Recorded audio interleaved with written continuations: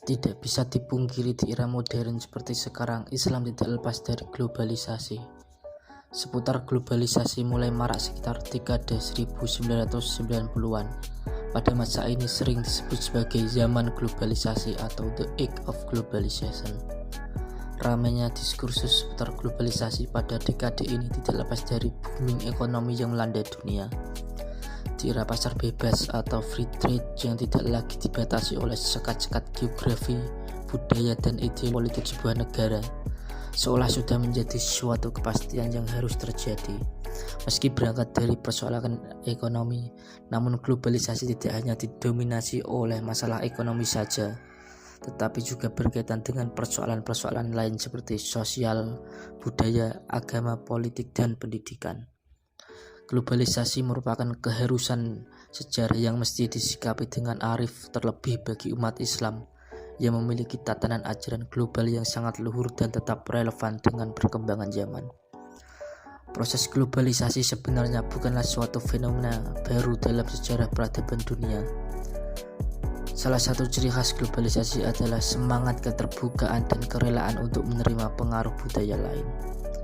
Lalu bagaimana pandangan Islam sebagai agama dakwah menghadapi globalisasi?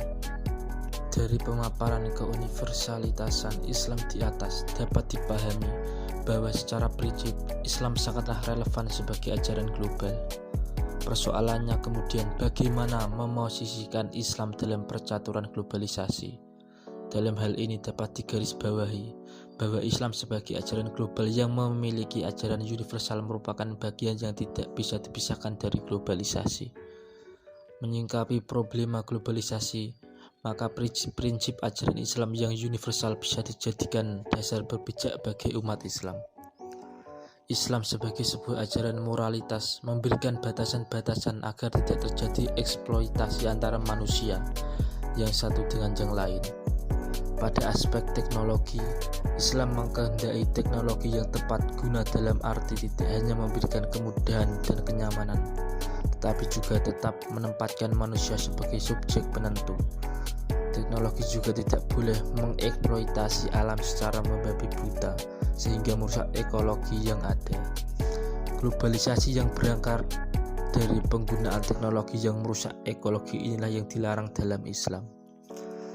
Dapat disimpulkan, globalisasi sebagai bagian dari proses sejarah merupakan kenyataan yang tidak bisa dipungkiri, yang memberikan pengaruh yang sangat luar biasa dalam perubahan tatanan kehidupan masyarakat dunia.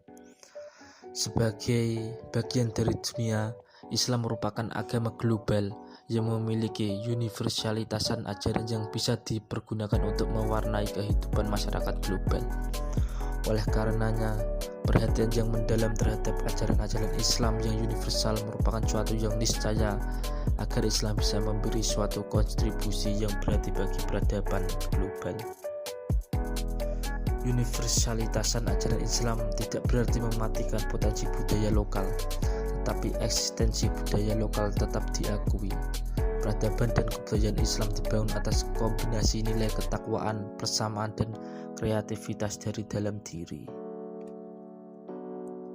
Semua hal pasti mempunyai dampak positif dan negatif, tidak terkecuali dengan globalisasi. Berikut ada beberapa aspek dari dampak positif dan negatif globalisasi bagi kehidupan umat. Seperti pada aspek pendidikan di Indonesia. Dahulu kesadaran seseorang untuk melanjutkan sekolah ke jenjang yang lebih tinggi sangat rendah. Sekarang dengan kemajuan teknologi, pendidikan, minat masyarakat menuntut ilmu sangat tinggi. Kesehatan masyarakat.